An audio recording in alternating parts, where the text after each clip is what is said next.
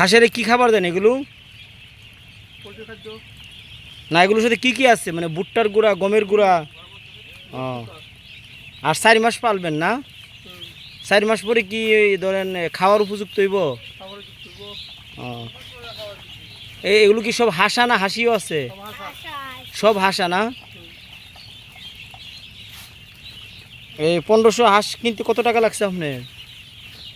তো বাচ্চা একদিনের বাচ্চা আনতে লাগছে প্রায় 50-এর উপরে লাগছে। আর এই 4 মাসে আপনার মনে করেন কেমন খরচ হইতে পারে সম্ভাব্য? 2-2.5 লাখ টাকা 2-2.5 লাখ টাকা। যদি আল্লাহ পাক চায়, আল্লাহর রহমতে 4 মাস পরে আপনি কত বিক্রি করতে পারবেন?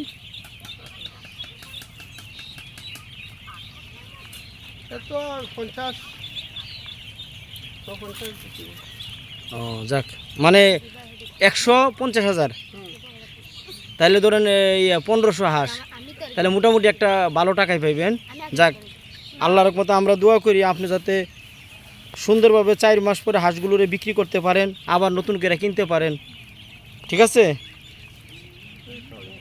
ইনশাল্লাহ। আপনার জন্য শুভকামনা।